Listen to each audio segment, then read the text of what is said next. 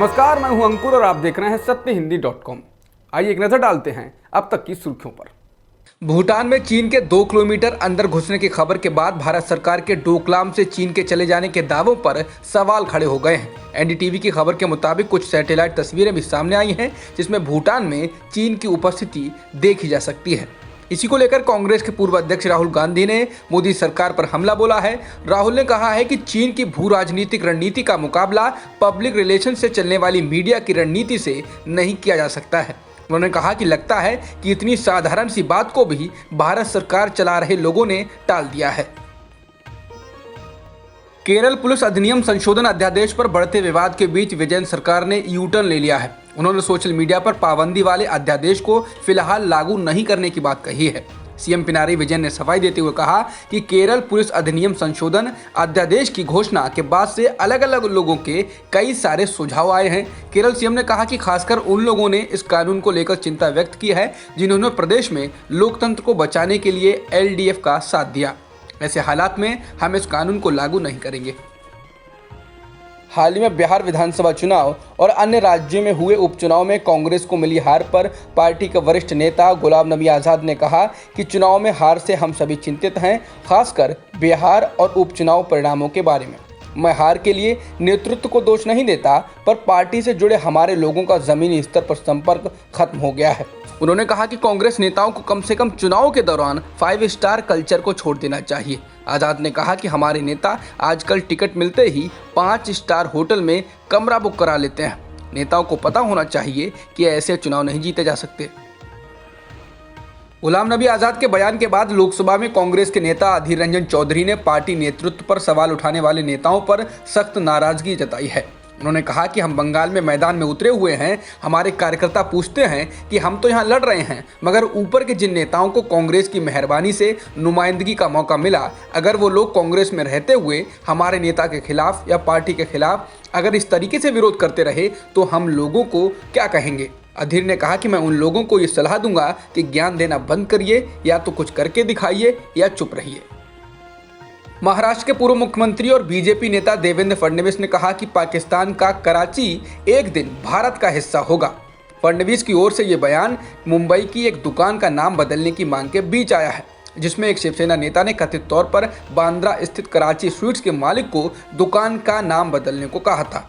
हालांकि शिवसेना का कहना है कि नाम बदलने की मांग पार्टी का ऑफिशियल स्टैंड नहीं है।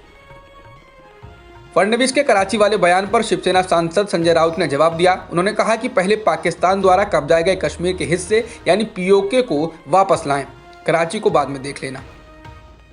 बिहार विधानसभा में नए विधायकों की शपथ के दौरान ऑल इंडिया मजलिस इत्तेहादुल उल मुस्लिमीन के विधायक अख्तरुल ईमान ने हिंदुस्तान शब्द बोलने से इनकार कर दिया। उनका कहना था कि हिंदी, अंग्रेजी, मैथिली, संस्कृत में मौजूद शपथ पत्र में भारत शब्द लिखा है तो उर्दू में हिंदुस्तान क्यों लिखा गया है। अख्तरुल ईमान की आपत्ति के बाद प्रोटेम स्पीकर जीतन राम मांझी ने उन्हें भारत शब्द बोलकर ही शपथ लेने की इजाज़त दे दी। ड्रग्स मामले में मशहूर stand up comedian Bharti Singh और उनके पति हर्ष लिम्बाचिया को सोमवार को जमानत मिल गई है। रविवार को दोनों को मुंबई की एक अदालत ने 4 दिसंबर तक न्यायिक हिरासत में भेज दिया था। इसके तुरंत बाद दोनों ने अपनी जमानत के लिए अर्जी लगा दी थी। मुंबई पुलिस की एफआईआर को खारिज करने की अपील लेकर अभिनेत्री कंगना रनौत ने मुंबई हाई कोर्ट का रुख किया है। बता दें, कुछ दिनों पहले ही कोर्ट के आदेश पर मुंबई पुलिस ने एक्ट्रेस कंगना रनौत और उनकी बहन रंगोली चंदेल के खिलाफ सोशल मीडिया के जरिए सांप्रदायिक सौहार्द बिगाड़ने के प्रयास और राजद्रोह के आरोपों में एफआईआर दर्ज कराई थी, जिसके बाद उनसे पूछताछ के लिए 3 बार समन जारी किया जा चुका है, लेकिन वो अभी तक हाजिर नहीं हुई हैं। कोरोना संक्रमण किस तेजी से बढ़ रहा है, ये कितना घातक हो सकता है, इसका अंदाजा सुप्रीम कोर्ट की टिप्पणी से लगाया जा सकता है। इसने कहा है यदि राज्य तैयार नहीं होंगे तो दिसंबर में बहुत खराब हालत होगी। कोर्ट ने तो उन 4 राज्यों से 2 दिनों में स्टेटस रिपोर्ट भी तलब की है जहां कोरोना संक्रमण के मामले तेजी से बढ़ रहे हैं। साथ ही सभी राज्यों से पूरी तैयारी रखने को कहा गया है। कोरोना वायरस वैक्सीन का इंतजार कर रही दुनिया के लिए एक और खुशखबरी है। ऑक्सफोर्ड एस्ट्राजेनेका की वैक्सीन फेज 3 ट्रायल में 70% से ज़्यादा असरदार रही है। बता दें, ऑक्सफोर्ड एस्ट्राजेनेका की वैक्सीन भारत में सीरम इंस्टीट्यूट के साथ बनाई जा रही है। देश की राजधानी दिल्ली में कोरोना एक बार फिर बहुत तेजी से फैल रहा है। पिछले 6 दिनों में दिल्ली में कोरोना के कारण 648 लोगों की जान जा चुकी है। यहाँ हर दिन लगभग 100 से अधिक लोगों की मौत हो रही है। अस्पतालों में भी बेड की समस्या आने लगी है। बता दें, पिछले एक दिन में दिल्ली में 6,746 नए मामले दर्ज किए गए हैं और 121 लोगों की मौत हुई है, जिससे कुल एक्टिव मामले 40,000 के पार हो गए हैं। भारत में एक दिन में 44,000 से अधिक कोरोना संक्रमण के मामले आए हैं और 511 लोगों की जान गई है, जिसके बाद देश भर में कोरोना संक्रमितों का आंकड़ा 91,39,000 के पार हो गया है और मृतकों की संख्या 1,33,000 से अधिक हो चुकी है। फिलहाल एक्टिव मामले 4,43,000 से अधिक हैं। कोरोना के बढ़ते मामलों के मद्देनजर उत्तर प्रदेश सरकार ने शादी और अन्य सामाजिक समारोह में शामिल होने वाले लोगों की सीमा संख्या फिर से 100 करने का फैसला किया है। यूपी सरकार ने शादी समारोह के लिए नई गाइडलाइन जारी की है। इसके मुताबिक शादी समारोह में सिर्फ 100 लोग शामिल हो सकते हैं। शादी में बैंड और डीजे पर रोक नहीं रहेगी।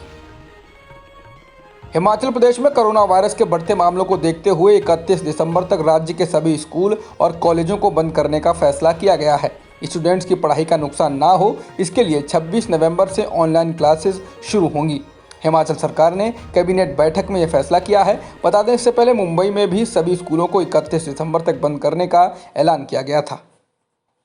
अब तक की खबरों में इतना ही। बाकी खबरों के लिए बने रहिए सत्यहिंदी.com के साथ।